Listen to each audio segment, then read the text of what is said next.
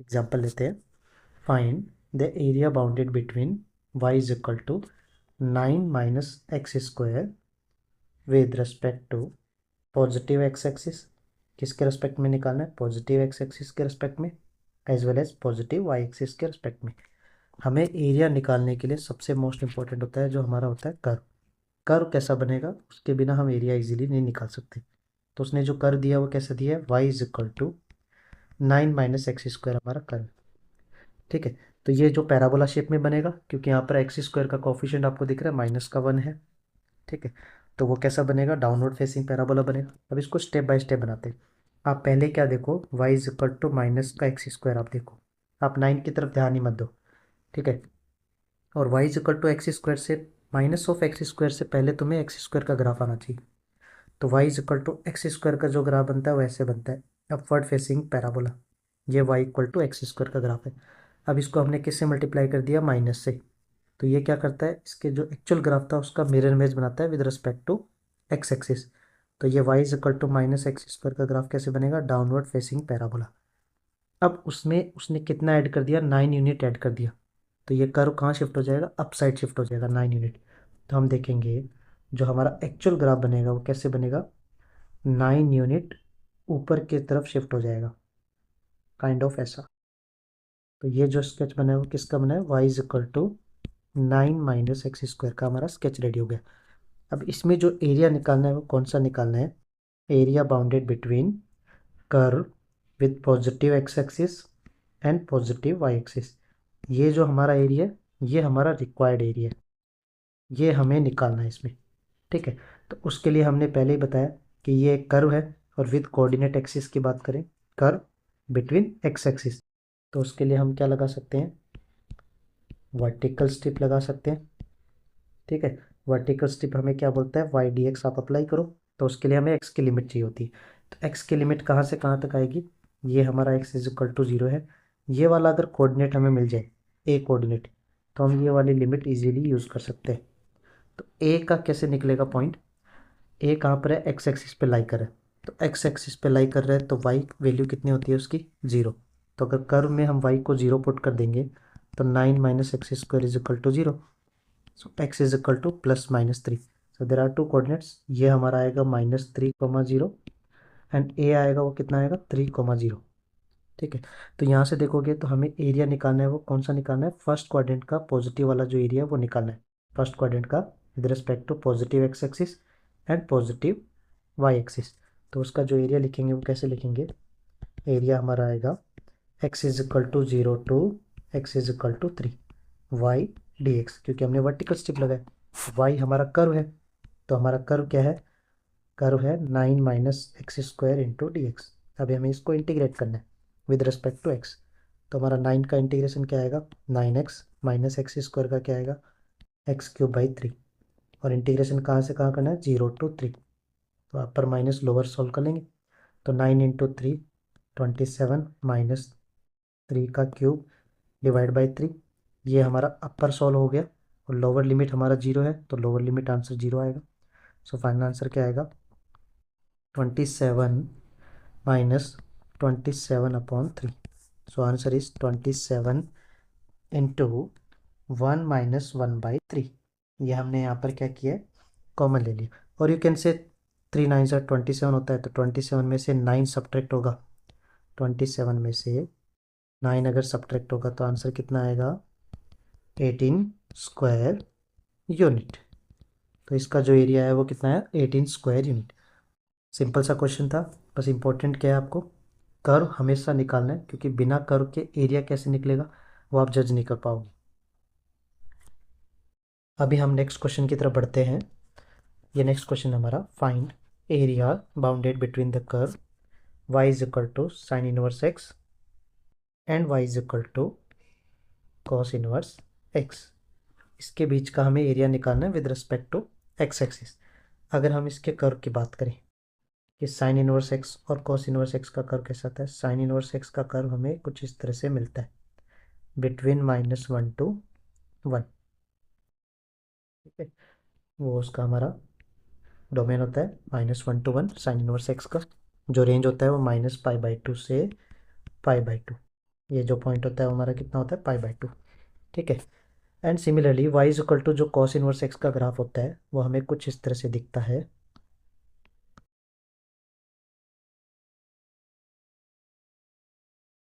ये हमारा y is equal to cos inverse का ग्राफ ऐसा बनेगा।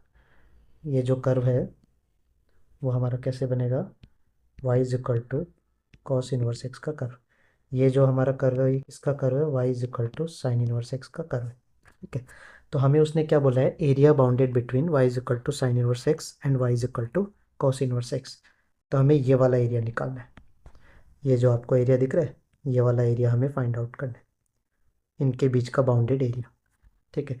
तो यहाँ जो सिचुएशन मिली है हमें वो कुछ इस तरह से मिली है कि हमें एक कर्व ऐसा दिख रहा है और एक कर्व ऐसा दिख रहा है काइंड ऑफ।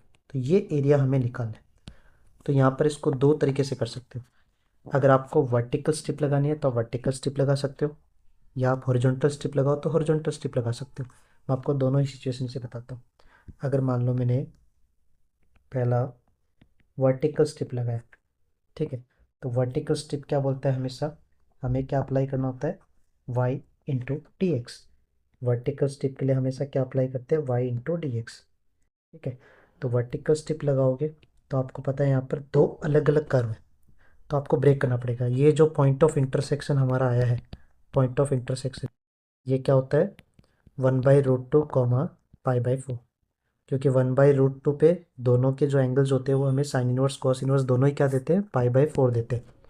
तो हमें वर्टिकल स्ट्रिप के लिए देखोगे तो ये आधा कर्व डिफरेंट है, आधा कर्व डिफरेंट है।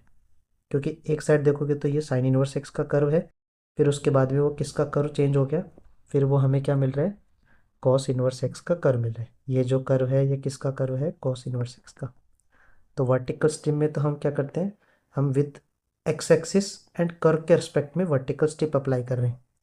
तो हमें दोनों को अलग अलग टाइप से सॉल्व करना पड़ेगा। तो हम वर्टिकल स्ट्रिप में एक्स की लिमिट निकाल दें तो एरिया हम कैसे लिखेंगे, एरिया इक्वल टू 0 to 1/√2। ये जो पॉइंट है वो कितना है हमारा 1/√2। 1/√2 तक हमें पहले क्या दिखेगा, वाई डी एक्स क्या होता है हमारा sine inverse x D x plus, फिर नेक्स्ट जो लिमिट आएगी वो कहाँ से आएगी, 1/√2 से कहाँ तक जा रहा है, ये वाला पॉइंट कितना है हमारा 1। तो 1/√2 से 1 cos inverse x D x. ठीक है। ये हमने एरिया लिख लिया वर्टिकल स्ट्रिप के थ्रू। बट अगर यहाँ देखोगे तो आपको साइन इनवर्स एक्स और कॉस इनवर्स एक्स का इंटीग्रेशन करना पड़ेगा। उसका हम इंटीग्रेशन कैसे करते हैं, यूजिंग बाई पार्ट्स। ठीक है। बट अगर बाई पार्ट्स लगाएंगे तो इट विल टेक टाइम। सो उससे बेस्ट क्या होता है, अगर हम वर्टिकल ना लगा के हम यहाँ पर हॉरिजॉन्टल स्ट्रिप अप्लाई करते। ठीक है। अगर इसका दूसरा मेथड बताऊँ तो हम यहाँ पर हॉरिजॉन्टल स्ट्रिप अप्लाई करते। हॉरिजॉन्टल स्ट्रिप क्या बोलता है, एक्स डी वाई अप्लाई करो आप। ठीक है। तो उस सिचुएशन में जो एरिया आता है वो कैसा आता है हमारा, right curve minus left curve. क्योंकि हम कैसे अप्लाई कर रहे हैं, हॉरिजॉन्टल स्ट्रिप अप्लाई कर रहे हैं, right curve minus left curve. ठीक है। तो फिर हमारा एरिया कैसे लिखते हैं हम, 0 to, अब जब हॉरिजॉन्टल स्ट्रिप की बात कर रहे हैं तो हमें लिमिट किसकी लेनी होती है, वाई की लिमिट लेनी होती है। तो फिर लिमिट हम लिखते हैं 0 to π/4। 0 से कहाँ तक जा रहा है, ये जो पॉइंट है वो क्या आपका π/4। तो 0 से π/4 की लिमिट यूज़ करते। राइट कर्व, राइट कर्व कौन है हमारा, cos y, minus left curve क्या है, sine y into d y. अब ये कॉस वाई साइन वाई कहाँ से है, हमारा कर्व क्या था, y is equal to cos inverse x था। तो यहाँ से एक्स निकालोगे तो क्या आएगा, cos y. Similarly y is equal to क्या था, साइन इनवर्स एक्स था। तो यहाँ से एक्स कितना आएगा, साइन वाई आएगा। राइट। क्योंकि हमें हॉरिजॉन्टल स्ट्रिप अप्लाई कर रहे हैं तो हमें चाहिए होता है एक्स डी वाई। तो ये कर्व से हमने एक्स निकाला है, दोनों ही कर्व का हमने क्या निकाला है, एक्स निकाला है। तो ये बन गया right curve minus left curve का कंसेप्ट। तो अगर देखोगे तो ये थोड़ा सा जो मेथड 2 है वो क्वेश्चन इजीली हम सॉल्व कर सकते हैं मेथड 2 से, क्योंकि कॉस वाई और साइन वाई का इंटीग्रेशन हमें पता होता है। तो यहाँ देखोगे तो एरिया क्या आएगा, कॉस वाई का इंटीग्रेशन हमारा क्या होगा, sine y, and sine y का इंटीग्रेशन क्या आएगा, माइनस ऑफ कॉस वाई। तो ये माइनस माइनस बन जाएगा प्लस, फिर हम लिमिट अप्लाई कर देंगे 0 से π/4, हमने इंटीग्रेशन कर दिया। पहले अपर लिमिट पुट करो तो हमारा क्या बनेगा, sine pi by 4 plus cos pi by 4। फिर लोअर लिमिट अप्लाई कर दो, साइन 0 0 होगा प्लस कॉस 0 कितना होगा 1, तो आंसर कितना आएगा 1/√2 plus 1/√2 minus 1.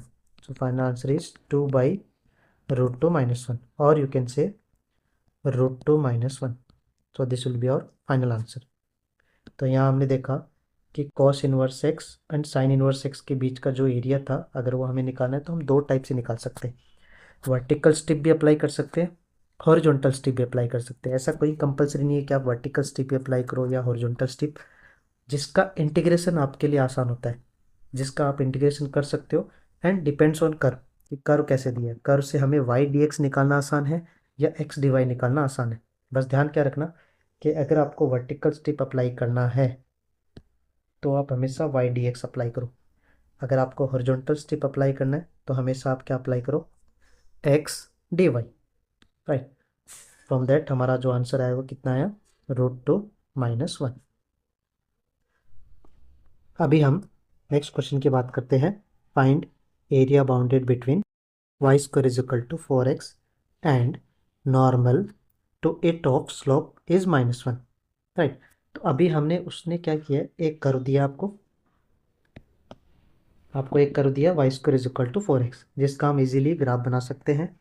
Right side facing parabola बनेगा। इस ग्राफ में कोई प्रॉब्लम नहीं है। y square is equal to 4x का ग्राफ कैसे बनाते हैं, इन दोनों में विदाउट स्क्वायर कौन है, x है, तो मतलब उसका जो फेस है वो x एक्सिस की साइड में ओपन होगा। अब देखोगे तो 4x के आगे क्या है, कोफिशिएंट प्लस का है, ठीक है। तो इसका जो कर्व बनेगा वो राइट साइड फेसिंग पैराबोला बनेगा। ये हमारा ग्राफ रेडी हो गया y square is equal to 4x का। बट हमें क्या चाहिए, उसके नॉर्मल की इक्वेशन भी चाहिए, क्योंकि बिना नॉर्मल की इक्वेशन के लिए तो हमें एरिया मिलेगा ही नहीं। बट उसके नॉर्मल की इक्वेशन निकालने में उसने कंडीशन क्या दी है कि उसका जो नॉर्मल है उसका स्लोप कितना है, दैट इज़ -1, ठीक है। ये उसने नॉर्मल का स्लोप दिया।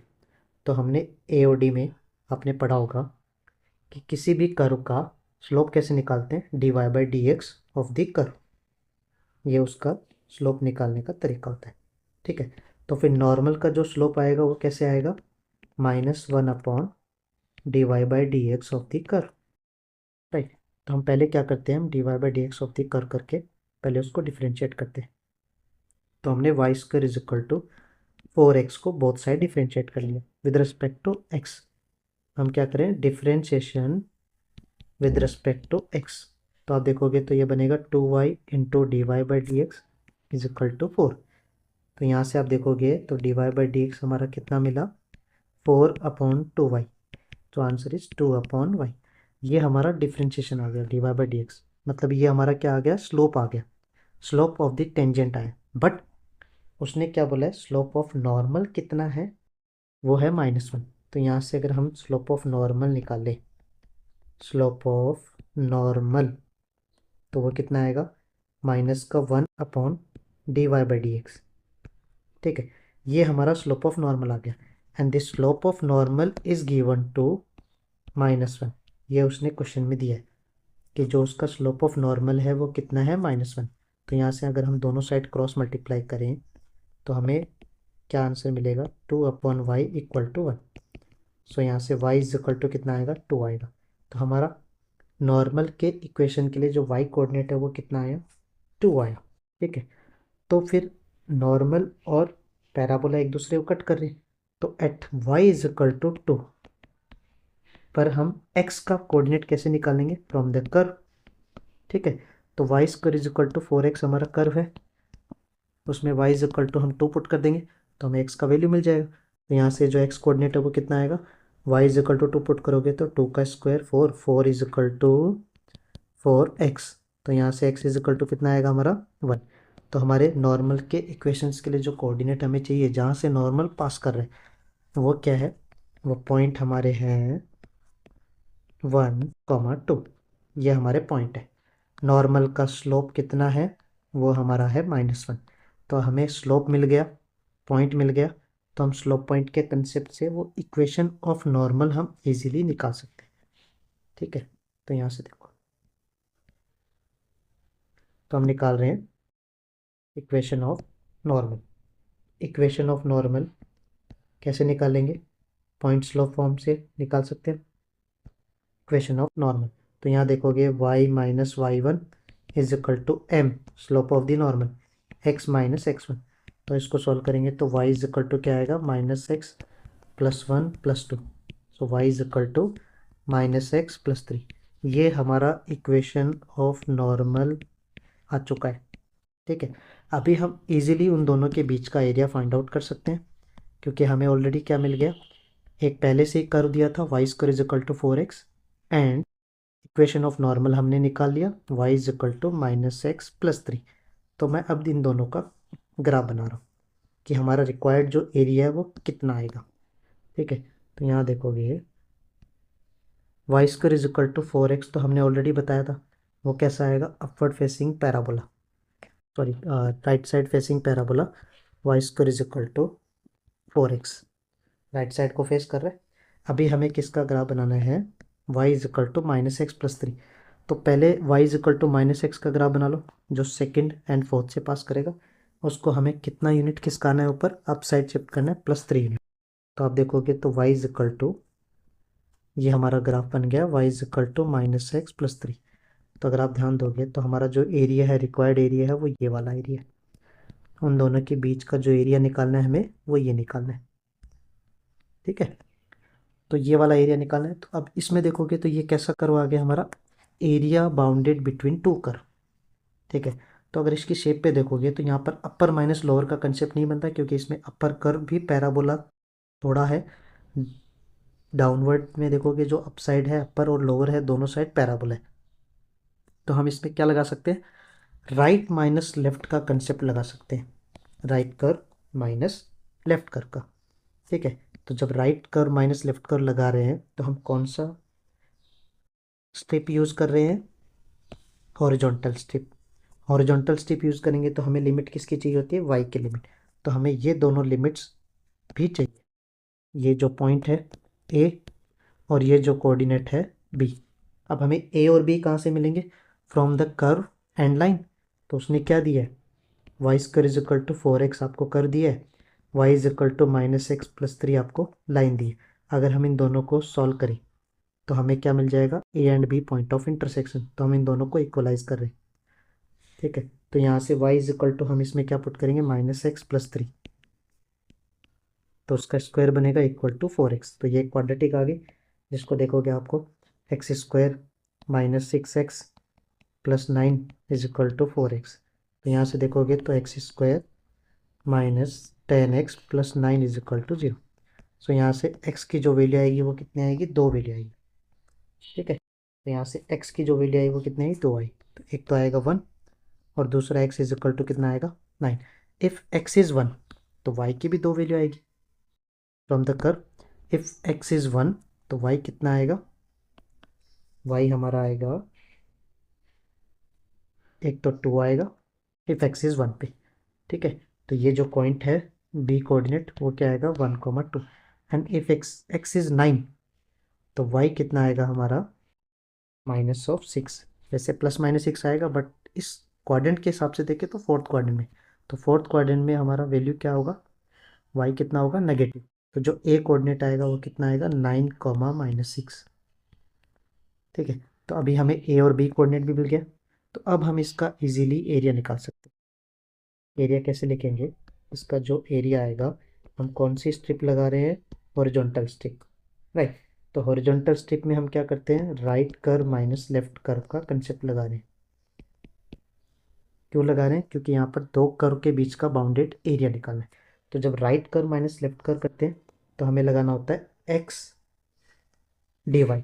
तो हमें दोनों कर्व से एक्स भी कैलकुलेट करना है। तो हमारा जो एरिया आएगा वो क्या आएगा, हमें लिमिट लेनी है वाई की। तो लिमिट कहाँ से कहाँ तक की आएगी, माइनस सिक्स से लेके टू तक का लिमिट आएगा। माइनस सिक्स से लेके टू तक का उसका लिमिट आएगा। तो उसका जो लिमिट लिखेंगे हम, माइनस सिक्स टू टू। ठीक है, राइट कर्व का हमारा x क्या है, माइनस वाई प्लस थ्री। ये हमारा राइट कर्व का x है। एंड लेफ्ट कर्व का हमारा x क्या है, वाई स्क्वायर बाई 4 इंटू में क्या आएगा dy। ये हमने क्या लिखा है, right curve minus left curve, right curve minus left curve. तो अब यहाँ पर इंटीग्रेशन देखोगे तो माइनस वाई का इंटीग्रेशन माइनस का वाई स्क्वायर बाई 2 प्लस 3 का 3y। ठीक है, माइनस वाई स्क्वायर का integration y cube upon 3 into 4 12। तो यहाँ लोअर लिमिट से अपर लिमिट तक हम इसका इंटीग्रेट कर देंगे।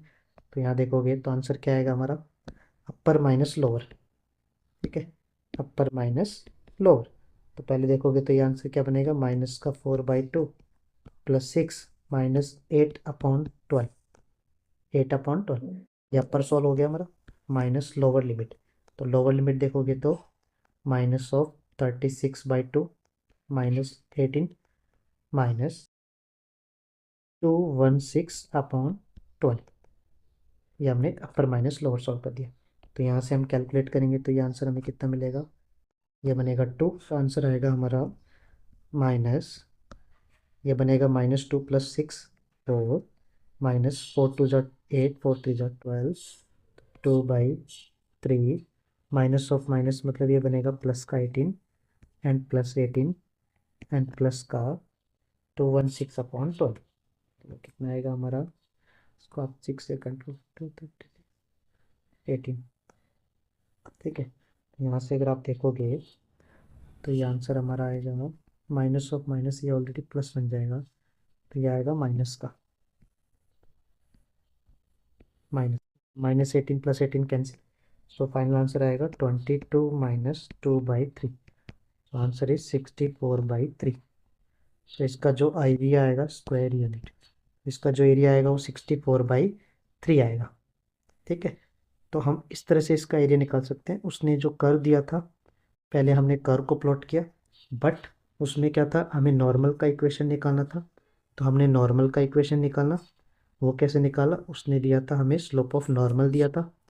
तो हमने AOD का कंसेप्ट लगा लिया, dy/dx, उससे हमने स्लोप ऑफ नॉर्मल निकाला विच इज़ गिवन -1। सो वहाँ से हमें पॉइंट्स मिले, पॉइंट से हमने इक्वेशन ऑफ नॉर्मल निकाला, फिर इक्वेशन ऑफ नॉर्मल को और कर्व को हमने प्लॉट किया। तो उसका जो बीच का जो एरिया आया वो कैसा आया, right curve minus left curve का शेप आया। तो हमने राइट कर्व का x निकाला एंड लेफ्ट कर्व का भी हमने x निकाला। फिर हमने लिमिट यूज़ कर ली, हम हॉरिजॉन्टल स्ट्रिप में हमेशा x dy लेते हैं, तो हमने y कोऑर्डिनेट की लिमिट यूज़ कर ली -6 से 2। फिर हमने इंटीग्रेट करके अपर माइनस लोअर सॉल्व कर लिया। So final answer is 64/3। अगर आपको वीडियो पसंद आया हो please like, comment and subscribe कीजिए।